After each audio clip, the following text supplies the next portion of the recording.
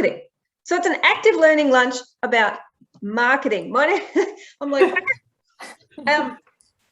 Leanne Butterworth. So for those of you who don't know me, I'm Membership Engagement Officer at QSEC. So let's get this little show on the road. I'm using a new computer, so if anything breaks, I'm blaming the computer. Aha. Acknowledgement of traditional owners. So as always, and as is very, very important, QSEC acknowledges the traditional owners of the land on which we gather today. Now, we have members all over Queensland, all over Brisbane, all over Australia, and we always pay respect to the elders, customs, laws and creation spirits of the lands on which we meet. We acknowledge the important role Aboriginal and Torres Strait Islander people play within the QSEC community, and we have some absolutely amazing Indigenous social enterprises. So hello and welcome to everybody. Admitting more people. All right. Next. For those of you who don't know, and I know that we have a lot of, we've got a chat. Oh, that's right. It's just me. Everybody's coming in. So for those of you who don't know, or if you aren't members, QSEC is a peak body in Queensland representing social enterprise. We are a member-driven organisation. We have both social enterprise members and associate members. And if you're not quite sure where you fit in that ecosystem, I'm always happy to have a chat. At 1:30 today, so after the session finishes, I will be doing a tour of the website. So if you are interested in learning a bit more about how to get the most out of your membership and what's included, please hang around at 1:30. That would be lovely. Come on, little slidey slide. Next one. Hang on. Admit. No, I hid this slide. Go away. All right. So if you do want to join today, if you do want to join QSEC, you can do so using the code QSEC Friends, and that'll give you 50% off your first year. And so you go to qsec.org.au. So today we're talking about marketing, and we've got the lovely Rachel Wentworth from House of Eden with us, and Kelly from Green Fox Studios. And you've probably seen Green Fox Studios all over the press lately. They're at the next Funding Network event, and if you haven't been to a TFN event, they're a hoot, and been winning awards all over the shop. So today we're talking about marketing. This will be recorded and there is a downloadable, but if you do have any questions, this is not a webinar where we're just going to talk at you for an hour, because bleh, I don't have the energy for that.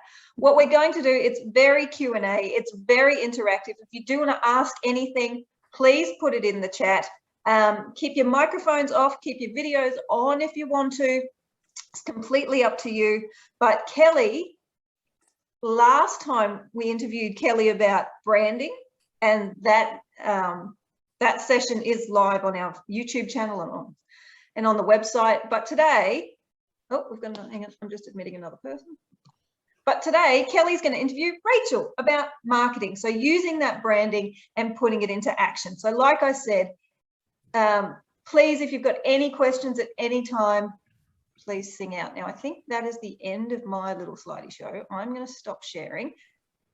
Excuse me. And at 1:30, if you do want to hang around, I will be going through the website. Stop share. Stop. There we go.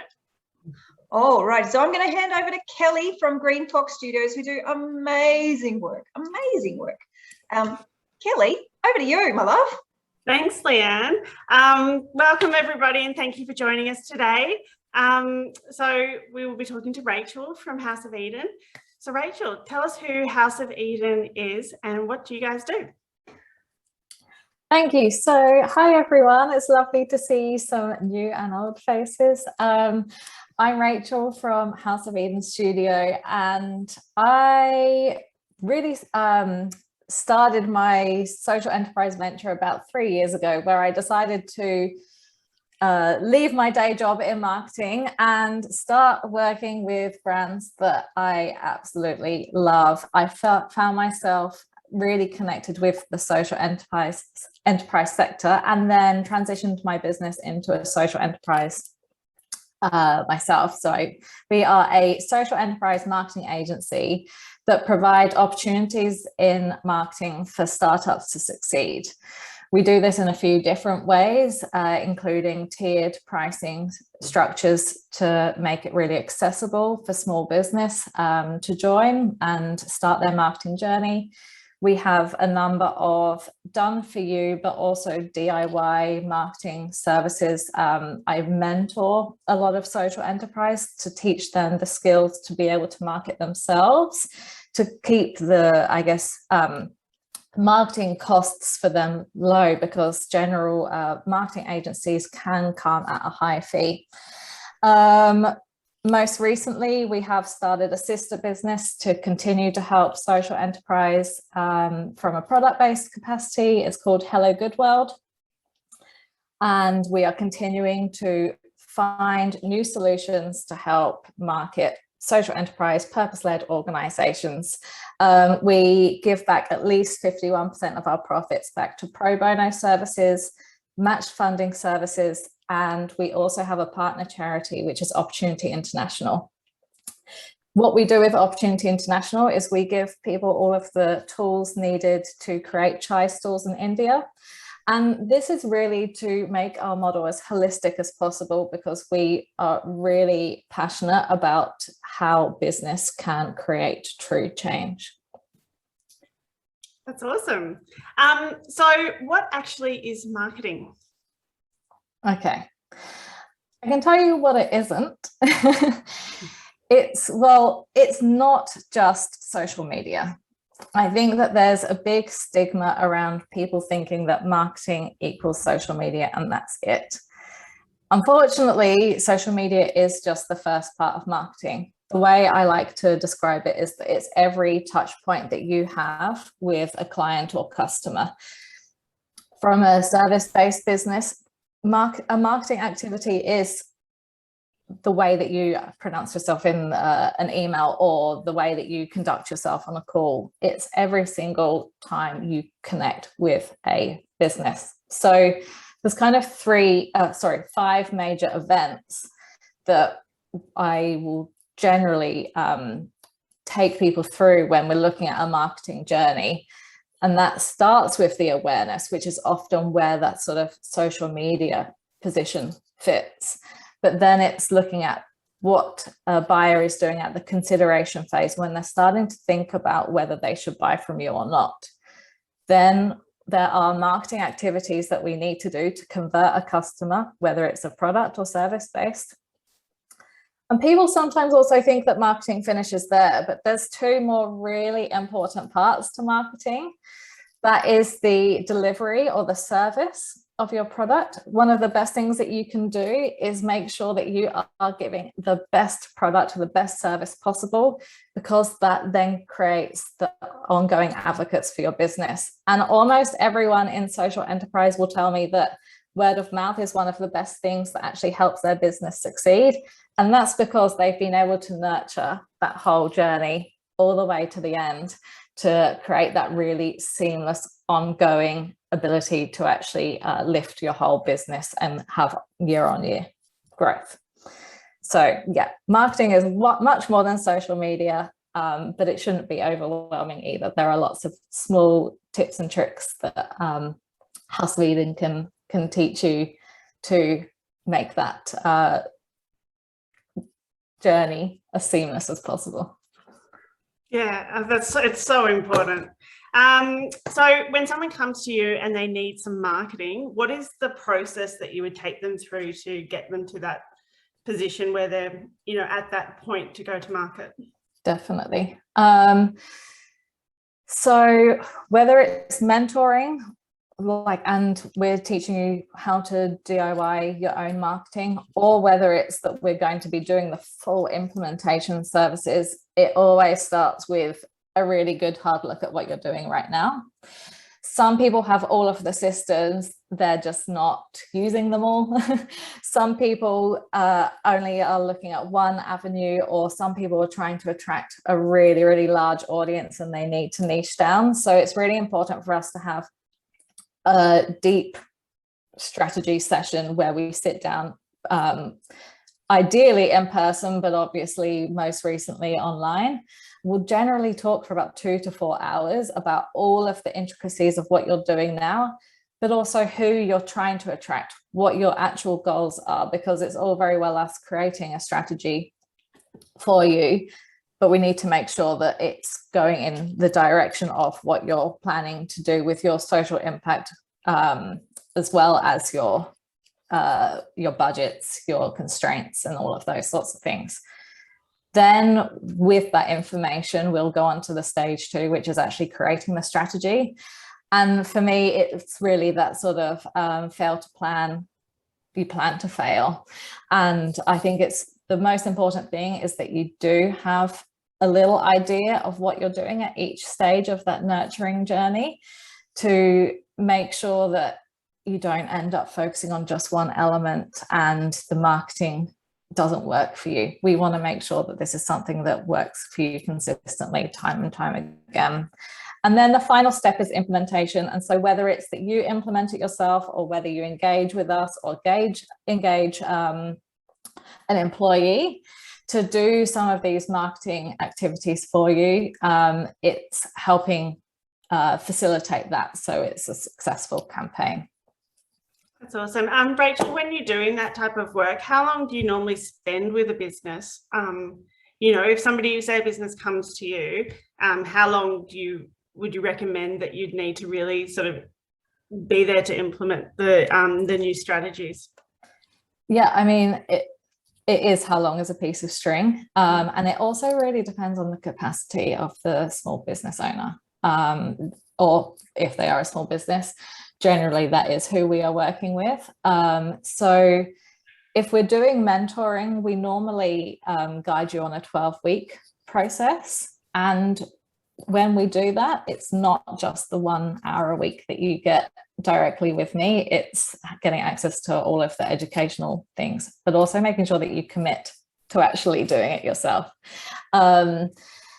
If we are engaging to actually do the full implementation, we're actually probably normally talking about a year process, because there's so many little things that do need to be addressed, but also that review and refinement that comes from knowledge, it comes from time, it comes from knowing the ups and downs of what a year looks like in a business.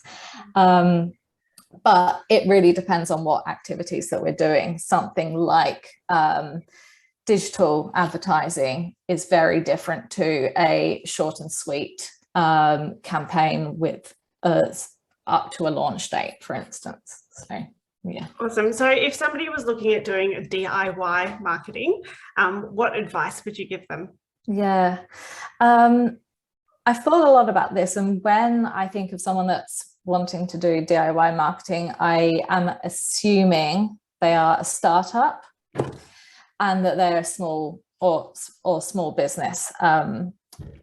And one of the biggest things that I have seen come up time and time again from all the people that I've spoken to is actually confidence in their communications. And so it is actually working with what your skill set is and what you're confident in doing, and not necessarily always feeling like that you have to do everything. Basically, if you try and do it all, it doesn't work at all. And so the other thing is probably to not try and attract or appease everyone. And this is one of the things that sort of came up in our branding conversation last month, was that there is a target audience, but at the beginning of your business journey, you want to get as many sales as possible, you want to have as much impact as possible, but trying to appease everyone, trying to attract everyone actually starts to encourage nobody. And so narrowing down your audience and just picking like 1, 2, 3 maximum marketing activities and techniques to make sure that you're nurturing that whole funnel is probably that, and alongside just building up your resilience and confidence in these things little by little, so you feel really happy with how you're talking, who you're talking to, and all of those sorts of things. It's probably, yeah, the confidence in it is probably the number one setback that's holds a lot of a solo entrepreneurs back. And so what are the factors that a social enterprise should know about marketing? Okay, so over the years, I've identified that there's kind of three kinds of buyer that are interested in buying from impact-led organizations. The first one being those that are communicating, well, or impulse buyers, and you can attract them by communicating from the heart, by being open, honest, transparent, even sharing your fails. That's endearing. That makes you human, and people that are interested in impact and changing the world really want that human connection a lot of the time. Then there's the understanding buyer. The understanding buyer, to me, in the kind of social enterprise arena, is those that are already understand what social enterprise is. They know that there is a difference between a not-for-profit.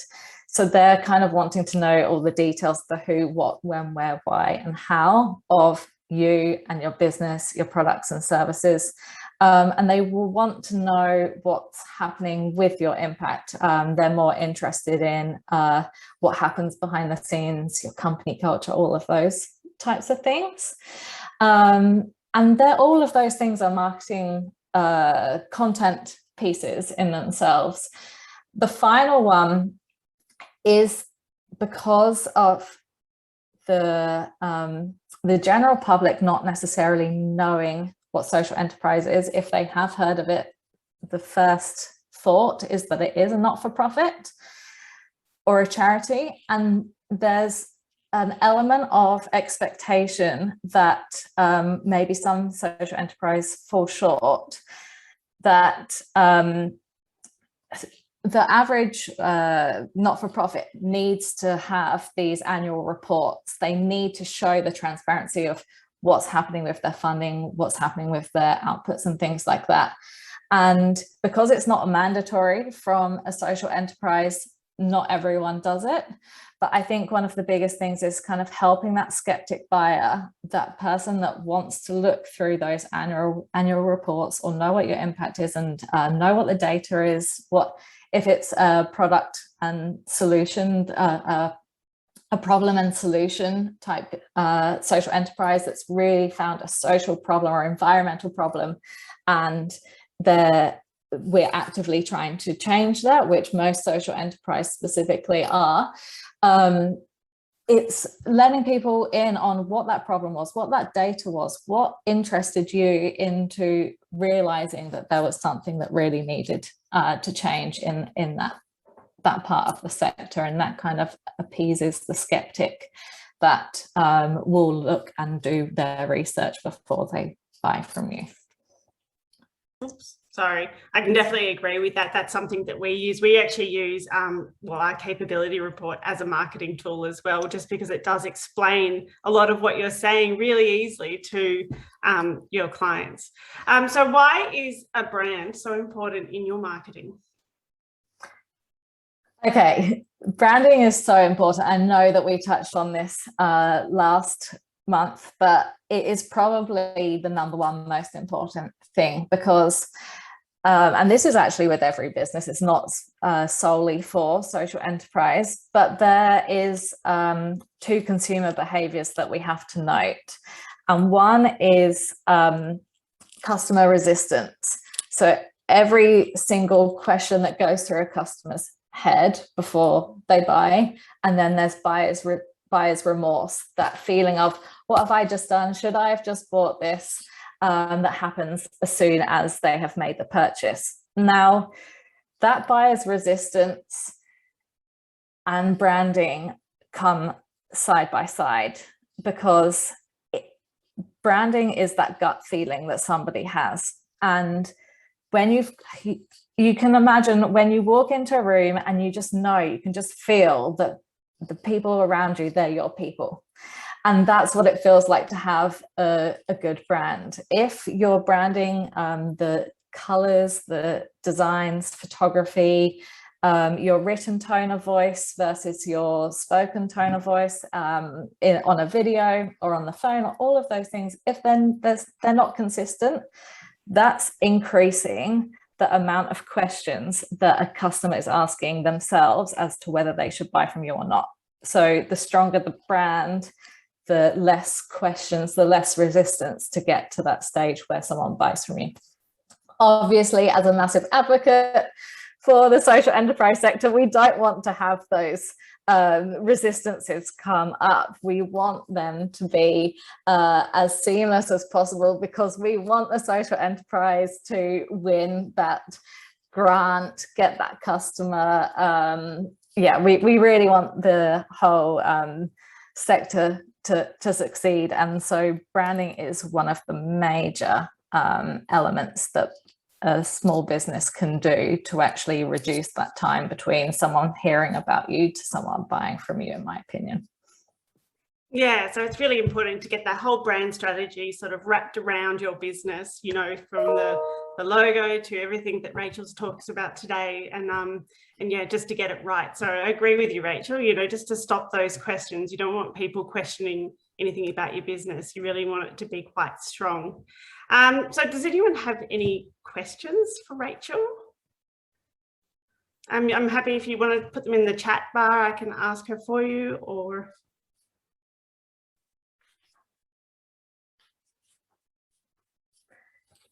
Nope. I can talk about one thing that I was thinking about when I was coming on to this call was that beyond a brand,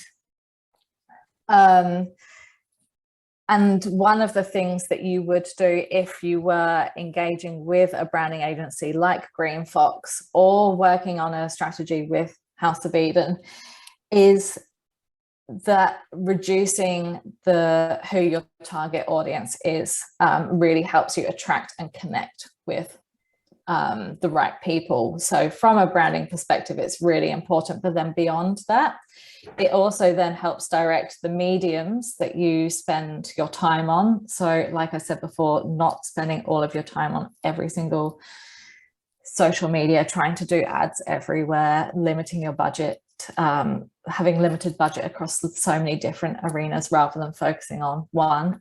That actually comes down to who your target audience is, and the smaller it is, the more concise and the more opportunity you have to actually reach them.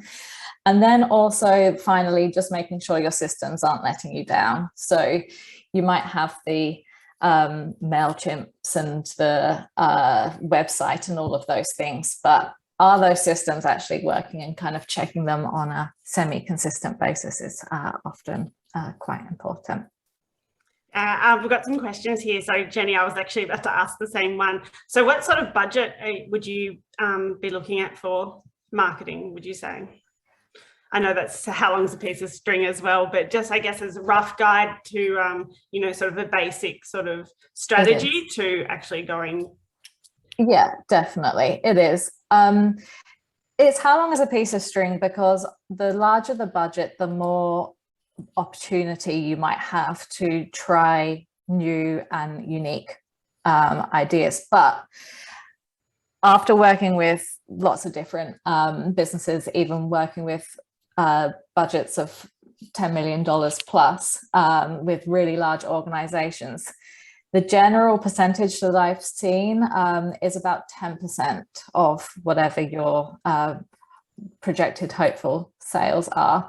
That does mean that you probably need some good testing and trialing in between those things. But also, I guess that's another thing for small businesses, making sure that you factor that into your costs. So marketing doesn't end up becoming a nice to have, but it's almost like that you've factored that in, just like a tax. So you've always got that accessibility of having at least 10% to be able to look at new opportunities and continue to grow. That's what I would generally be looking for. Yeah. There's also a lot of grants out there for social enterprises with marketing as well. Leanne, do you guys put a lot of that information on your site? I think you email those out sometimes. Yeah, so we have the grants page. So we have a page on the website in the member section that is directly related to grants. So anytime we hear about a grant, a social enterprise grant, the business basics grant, then yeah, it goes onto that website, and it's just QSEC. You've got to be logged in, so you have to be a member to see it. But all of our resources are there, and it's just in the chat there now. So yeah, anything we hear about will go up onto that page, and they're all sorted by closing date. Yeah. So there's lots happening in that space, and they're also included in the newsletter. So we send out 2 newsletters a month. Yeah, and on that note, engaging with a grant, especially those small business Queensland grants, we've actually never had one knocked down. It's the perfect time to get someone to get at least a strategy together for you, even if the strategy is for a DIY type thing. They are, gold if you're looking for some assistance with marketing, because you can't spend that money on actual budget. So they are really easily accessible to small business. I think last year it's about $10,000 per business. This year it's 5,000, and it really does give you enough to at least get those marketing basics really covered. Yeah, and so when you have a look at those grants, you can easily reach out to either Rachel or myself, and we can help you with that quoting process. Yeah, and happy to give you some advice on those as well. One of the other, sorry, Kelly. One of the really quick things, if you are going to apply for any of those grants, one of the things that we did notice that is not really common knowledge is if you get a quote from somebody who's not Rachel or Kelly, and they give you specific wording to put into the grant itself, they say, put this answer to this question, that may actually disqualify you, because they're doing like plagiarism checking. So always make sure you write the answers in your own words and you're not cutting and pasting someone else's words. The other thing that just to be aware of is if you are applying for these smaller grants and you're using the same router or IP address as somebody else who's applying for a grant, you may get knocked back. So just be aware. Same address. Yeah. So co-working space, don't do it from your co-working space, do it from your home address. And when you're asking for the quote, if someone's just given you a generic quote and it's not bespoke to you, ask them to make sure that they at least include a cover letter, because that's another thing, is that as a grant provider, you can't provide the exact replica quote to just anyone that contacted you. Yeah, so just be aware of that, because yeah, I mean, I work from home and I got mine in, but if my other half had done his from home as well, we would have been knocked back. So just little things to keep in mind that we're probably not thinking about. But yeah. So Rachel, what is your thoughts on social media with does it convert? Does it just create awareness? What's your take on that? It depends on your product or service. It depends which social media, it depends who you're trying to connect with in the first place. All in all, it's an incredibly lucrative market. That's why so many people are on it.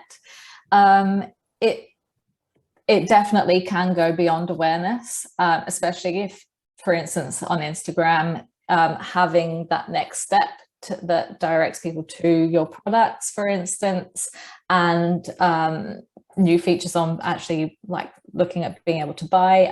Pinterest can also be quite good for that sort of thing, but also having a bit of a spend to make sure that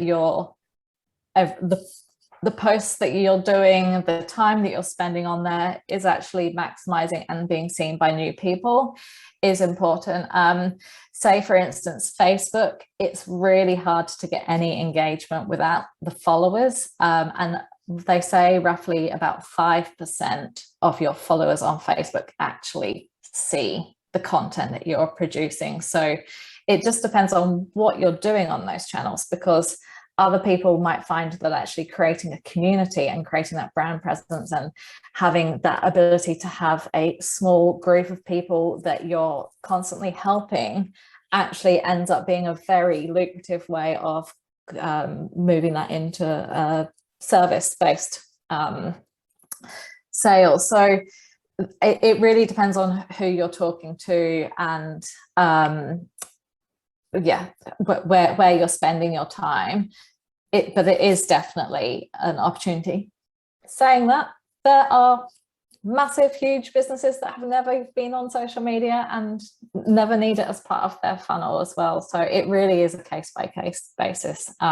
We don't do any one-size-fits-all solution to any business because it is so different. And that's where your persona maps and knowing your customers come in as well. Like if you're trying to get teenagers, let's say, and they're not even on Facebook anymore, but you're advertising on Facebook going, hey, teenagers, they're not there. Or if you're putting up billboards hoping, you know what I mean? That's not where the people are. So that's why knowing who your niche is so important, because then you can match the social media to the person. Yeah. So Rachel, if somebody was coming to you, what are the things that they would need to look at getting together to put forward to you to start that initial conversation? Yeah, that's a very good question. One of the things that I actually find quite unusual that small businesses aren't harnessing is Google Analytics. And for anyone that hasn't got Google Analytics set up in their website, please do it. It's a free tool by Google. You just need to sign up, pop your email in, and it gives you a little code. And if you inject that code into your website, it gives you such a wealth of knowledge and information about the people that are landing on your website. That alone can give me understanding on who's coming to your website, what are those people interested in, what their age groups are, what pages on the website are they landing on? Is your website working, or are they dropping off at the wrong place? Is there things that we can do to move forward? So from like an analytical point of view, that's one of the best things that I can do. I will generally give people a handout to complete before they get there, because it's really important that I get to know who you are, what you want from your business. I can put together a marketing strategy, but if it doesn't work for you and it's not attracting people that you want, and if it's not the direction you want to take the business, then it's not worth doing. So I always ask for that to be complete before someone comes to see me. And then also, if you do have any of the other systems, if you do have an email software, if you do have social medias, it is always good for us to take a look at them, so we can start to see where the biggest gaps are. And what we do, going back to that sort of awareness, consideration, conversion, then delivery and advocacy, what we'll actually do is we'll start to map out where the biggest drop is. And then where we notice the biggest drop is where we focus the majority of our attention in your marketing, to make sure that what you've got currently we can fix the biggest drop as quickly as possible. And then we continue to start building on each of those things to actually increase the whole awareness. Like the whole marketing journey. And along with that is that when you're only focusing on awareness, it means that the only way for you to increase your time and energy is to focus on that number and to grow that number. And then obviously, so if you were going from, say, 50 people on clicking on your social media ads to 100 people, that means that you pretty much have to double your spend. Whereas there might actually be something that you can offer at the advocacy stage, where someone has used your product, service, business once.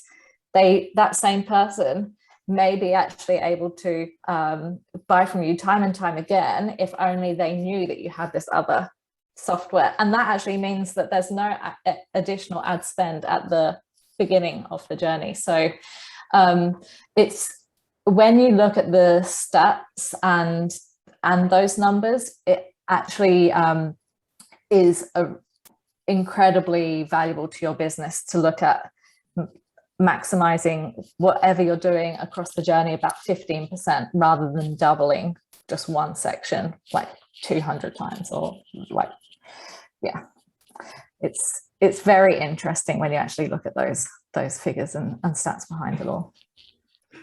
That's awesome. Okay, is there any other questions anybody has?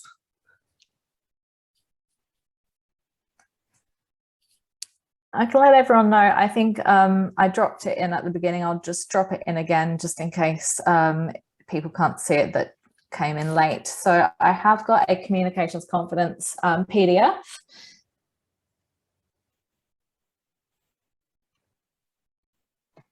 I think she's frozen. Your target audience is. Oh, there we are. Oh, am I back? Yes, you're back. Okay. It helps you understand who your target audience is. It gives you a few prompts to thinking about new opportunities for connection for those 3 different types of customer that I mentioned earlier.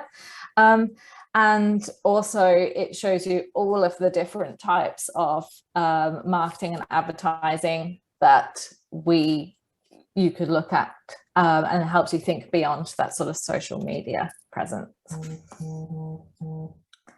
That's great. I was just having a look at that. It's cool, hey? Yeah, I think really the good. thing to remember, a lot of people come into marketing workshops thinking it's very tactical, thinking that this is what you have to do, but there's so much pre-work that goes into it. Same as like we were talking about last week with the branding, and it's not just this is what makes a good logo. It's this is what we need to know, like intrinsically about our business and about our product and our service and who our customers are and who our beneficiaries are and what are our activities and how do we communicate our impact. And once we know that, that's when we start to grow. And how do we, the 4 P's of marketing, what is it? Product, price, placement, and whatever the other one is. It's escaped me right now. But it's those questions that I think sometimes as social entrepreneurs, we get a little bit afraid of asking because we get so focused on the activities that we're doing and delivering impact and doing the things that we forget, and we get a little bit nervous about actually, that's the one, I think. It might be position. That we forget that we have to put on our enterprise hat occasionally and do the price, that was it, and do the marketing things in order to have more impact. So sometimes we get so obsessed with the social bit that we forget the enterprise bit. But once we really dig into the enterprise bit and go, okay, who are my customers and what do they need, and how much do I cost, and who am I attracting, and how am I going to get that message out? That's sometimes a little bit uncomfortable because we like the social stuff, but that's where we get the real opportunity to do more of the social stuff because we get the revenue from the enterprise bits and pieces. Yeah, and off the back of that, one of the things, when I come back to that conversation that I mentioned about confidence, the communications confidence, the social enterprise community, hands down, is always my favorite community. But one of the things that I do find is that they can, especially at the small business stage, they can be so self-judgmental about that they haven't created the impact, they haven't changed the world yet, and so that the small impact that they've made, they feel it's inferior and it's not worth talking about. Please, please, please, if I can leave you with anything, it is that it is worth talking about. Social enterprise community is doing absolutely amazing things, whether it's just a part of your vision that you want to share. That type of information really will help just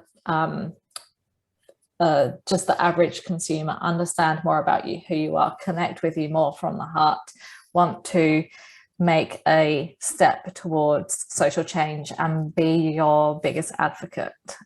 So yeah, please don't feel that whatever you've done is not worth telling other people about. And that's one of the things that we use theory of change for as well. So we do have a course on theory of change, which is often the starting point for marketing and investment and all that sort of stuff. But if you're able to really clearly communicate your theory of change, is what do you do why do you do it, and why is that meant to work, and really look at some research behind that. That makes it then really, really easy to communicate to your audience what you do, why you matter, why you're invested in it, and why they should care as well, why they should spend their money with you. So in the Online Learning Centre, which I'll show you in a bit, we do have a really, really good course on theory of change. And we also did a webinar on it the other day. And on that note, for those that are members in the help offered, I actually have a online course that actually works you through this whole booklet as well. So that's the first step that you can do if you're looking at wanting to do DIY marketing, increase your confidence. It is called Communications Confidence. It is specific to purpose-led, impact-led organizations. So if some of those things are something that you're struggling with, go on. It's completely free. There's the code is in the help offered forum. So go on, grab that. And so, yeah, you can make some actionable steps from this active learning lunch.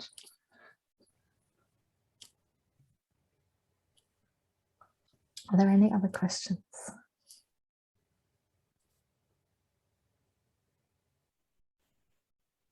Now's your chance. Now's your chance. So how are we going with our marketing? Is there anything that you are hoping to learn today that, like, what are we all getting stuck on? What's our biggest fear or hurdle at the moment in terms of marketing? Hi, how are you? Hey, T. Hey. Hi. I just heard a few times, you know, about the social media part where that is not, I think, well, I'm guilty of probably concentrating on that quite a lot. Mm-hmm. But now that I hear that that's not necessarily, which I'm happy to hear because it's very time consuming and you don't get a lot back exactly what you said. And I recently found out that people signing up to emails is you've got 20% chance that they'll connect with you through that rather than, you know, that 5% chance through social media. Mm-hmm. But I feel really guilty, you know, getting someone to sign up to yet another email. You know how many emails we get now? It's like, yeah. Can you imagine if people were delivering those letters? We'd have to have a giant letterbox, you know. So is that the only way, like emails, or can you kind of let us know, you know, what other sort of stuff we might need to concentrate on? Yeah, so email would be seen as a consideration tactic. So it's that in-between point to keep people connected to you. Firstly, don't think that they have given permission to give you their email address. So that means that they generally want to know a little bit more. Just make sure, I guess, the content, it is exciting, it is interesting. Always, whatever you're doing, whether it is an email, whether it's your website, whether it's your social media, always come back to those three different personas of what can you do to help the impulse buyer that wants to connect with you from the heart.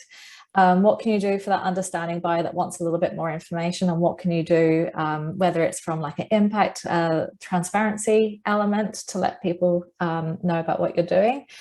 Other options, I mean, a website is a consideration tactic too. Emails are particularly good. They are seen as an asset to your business when you, or if you ever wanted to sell your business. The number of email addresses, because it is so, like you said, valuable.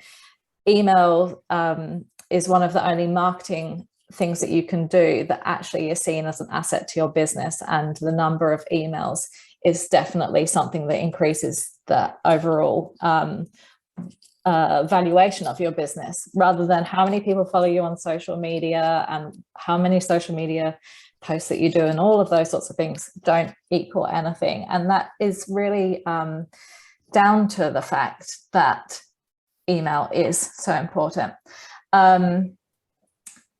There are, when you start to delve into digital advertising, which is generally a stage that most small business will go through because it is one of the most cost efficient ways of advertising. You can do different adverts for all of these different stages. So you can do specific adverts for those that are considering you. And so that doesn't necessarily, that kind of takes it off the emphasis on you having to do email newsletters and things like that. The other thing is to look at email in a different way, maybe, and look at it as a nurture sequence. So there's two different types of things that you can do. It's kind of time-based email newsletters that go out monthly, quarterly, and it's generally based on sort of news or information that's happening right now. But then there's also what's called email sequencing. And so I don't know, I think we've got a combination of product or service in this room, so I'll be kind of less specific. But email sequencing is about collecting that email address, but then maybe giving them a little notification, say 3 days after they've joined you, and then 7 days after they've joined you, maybe 30 days after they've joined you, rather than that person continuously getting bombarded years later after they're not interested anymore. It's actually maybe that there's actually a different email technique that you can do to help nourish them when they have most recently taken an interest in what you're doing as well. I hope that helped. I hope that answered your question. Kelly? Oh, sorry, I was going to say, Rachel, is there a better time for people to be doing social posts and sending these emails at different times of the day, or different days of the week? Or when is the best time to be for everybody to be sending these out? That is how long is a piece of string. Sorry.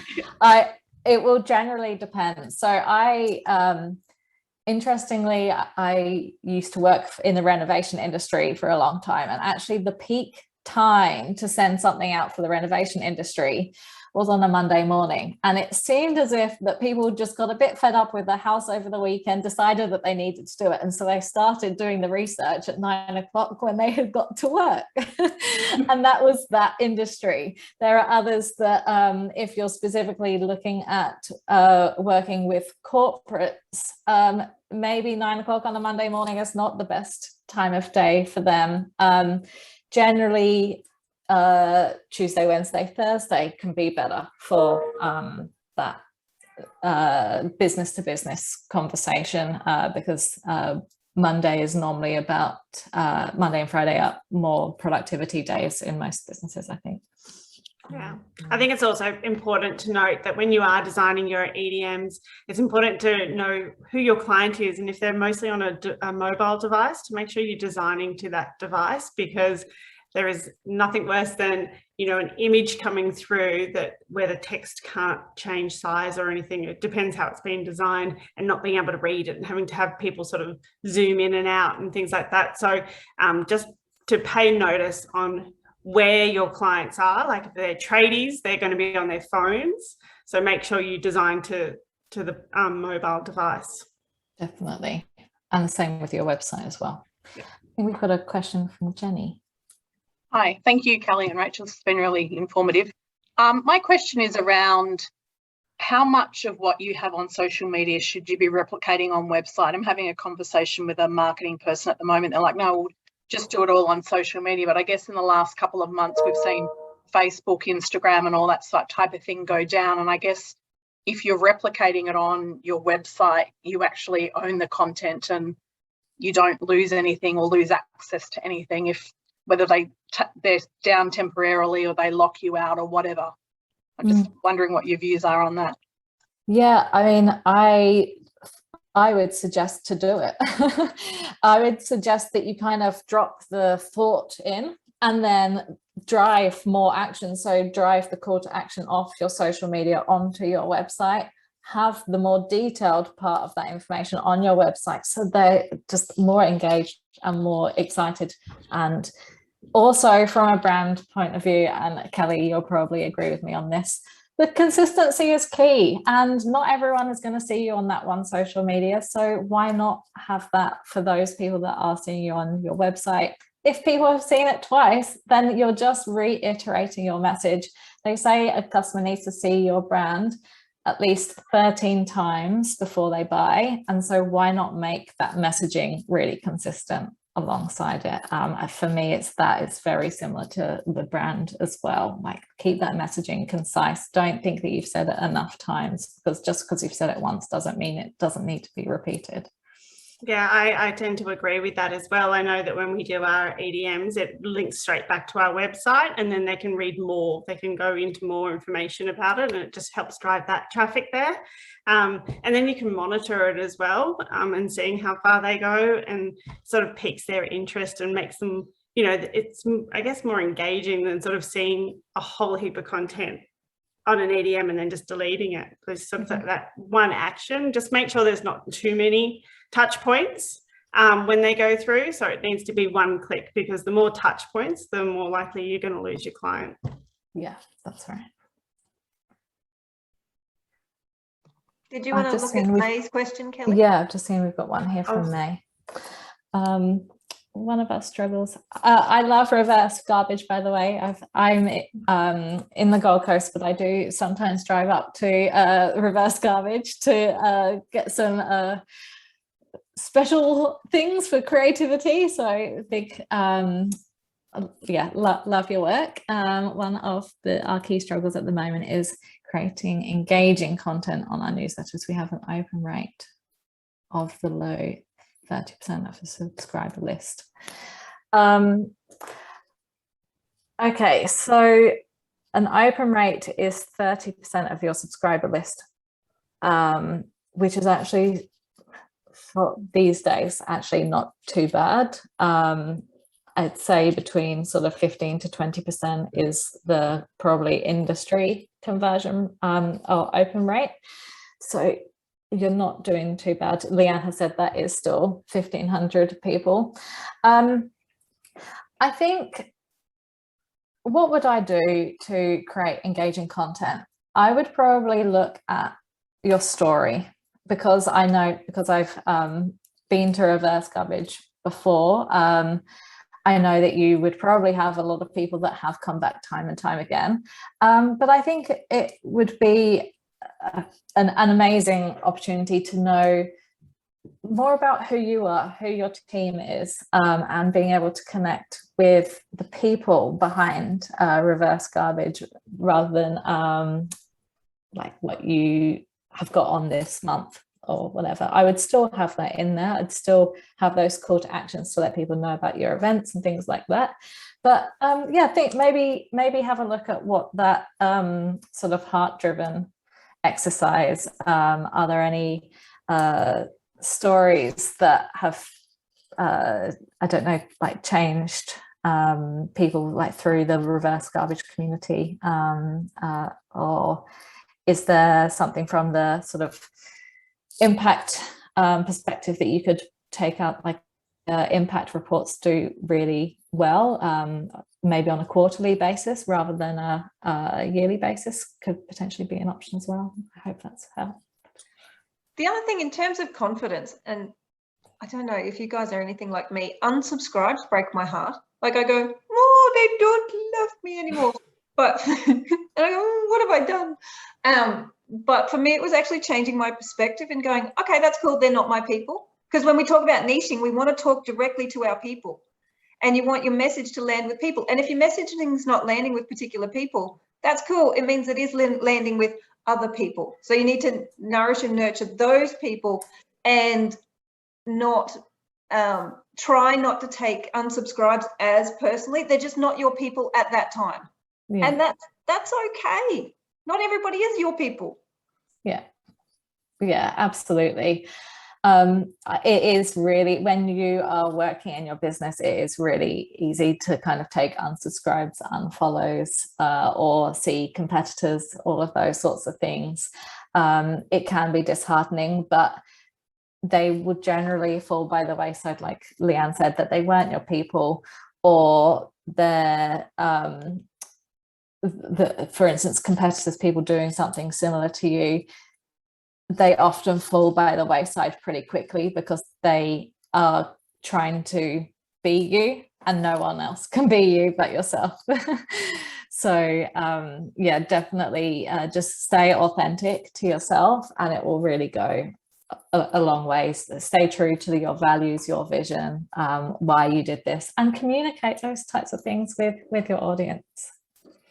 I just want to say thank you, Rachel. I think that, like, even for myself, you know, business over it, and, you know, sort of, I guess, in the same field as you, I found it really, you know, you're incredibly knowledgeable, and it was really lovely to hear you talk today on it all, and just sort of reaffirm a lot of things. It's always nice, you know, it's always nice, and I guess that's a really nice thing about this, you know, being in QSEC in this world where we're all social enterprises, is just supporting other businesses, and even ones that are very similar to your own, and sharing ideas like this. So thanks, Leanne, for facilitating this.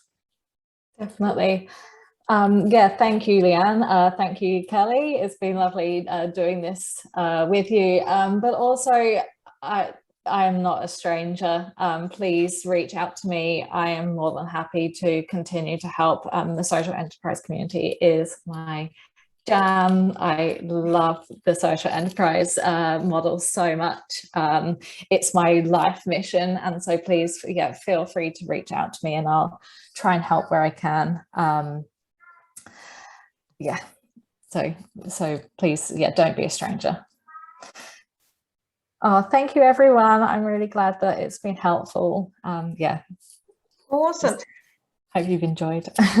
Thank you so much. Now, like I said, over on the Online Learning Centre, we do have sessions on branding and theory of change, and Rachel's got her free course on marketing, which isn't in the Online Learning Centre. It's in the Help Offered